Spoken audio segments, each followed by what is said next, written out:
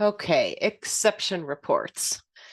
Exception reports are strictly to help you improve the completeness and quality of your InfoNet data.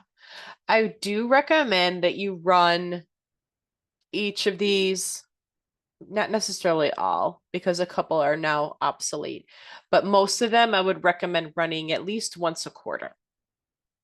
The two that are obsolete are this one, first contact date later than service date. This is simply pulling up records where maybe somebody's first contact date with your organization was July 1st. Well, if that's true, then how did they have a counseling session on June 1st? That's probably a data entry error.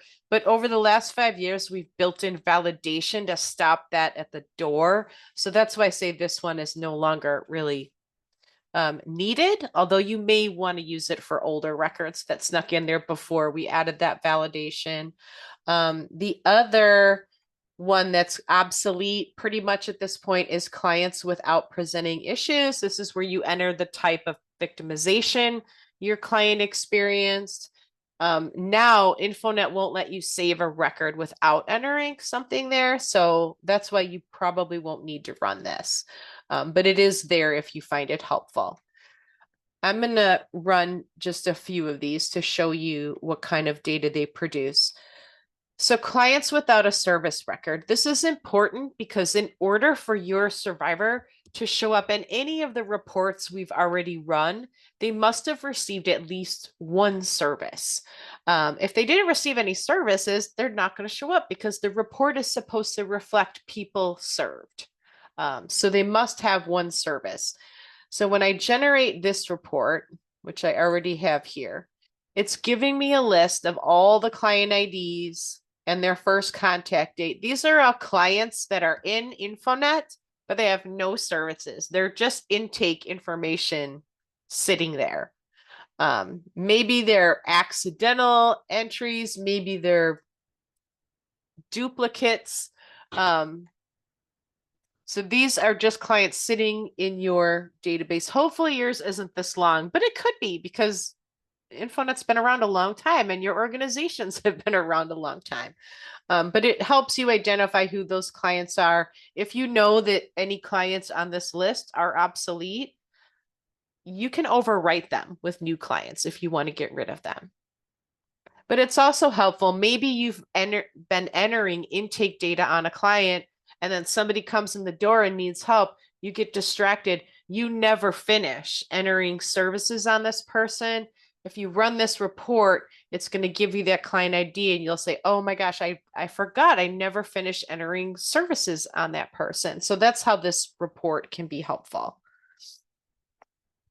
Okay, the second report I want to demonstrate is, I'm not going to demo this because not all of you close cases, but if you do and you want to stay on top of that, this will give you all clients who haven't yet been closed. So you haven't gone to their record in InfoNet and checked case closed and the date, and they haven't had a service in at least this number of days.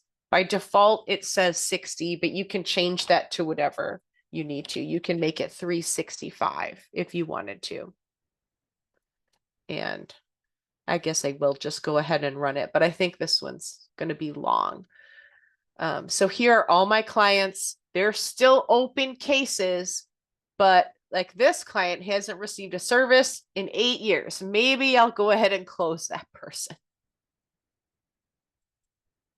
Okay, this is clients with unknown, not reported, or unassigned data fields. And this can be handy with helping your data be as complete as possible.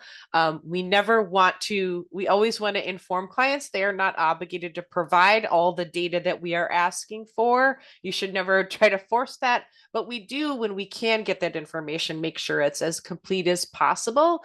And this tool can help you do that. So as an example, I will refer back to the client information, the standard report that I ran earlier. So this particular report, it's for calendar year 2023. And if I scroll down it tells me that I have in the employment table, I have 11 clients that are missing employment data. Well, how do I know what the client IDs are of those 11 clients? I can run an exception report. I can make sure the date range is the same as the report I'm comparing it to. So last calendar year, I'm going to check the employment box. And if I generate it, I will see 11 clients. These are the client IDs of those that have a missing employment. So now it makes it easier for me to go and update those records for those that I have the information for. Okay, open and lengthy shelter dates. This can come in very handy if you do a lot of shelter and housing service. When we enter a shelter service, we enter the begin date, and then we have to remember to go back and add an end date when that client leaves. And sometimes that can be hard to stay on top of. And this report will help you with that. I click open in lengthy shelter dates. By default, it's going to give me a list of clients who've been in shelter 60 days or more. I can extend that or change that number of days to whatever I need to. I'm going to change it to 365 for this demonstration. And it's going to give me a list of all my client IDs who have 365 days or more in shelter or transitional housing. Your transitional housing clients are included on this too. So this person has been in shelter or transitional housing for almost 3 years. So I probably should go and enter an end date for this person. And clients without offender information, that works similar to this one. It will give you the number of people that don't have any offenders linked to their record. If I go back to my medical CJ report, this shows that I served in this time period, I believe it was 29 adult cases, but I only have offender information for 12 of them. So that means I must be missing offender information for the other clients I have served.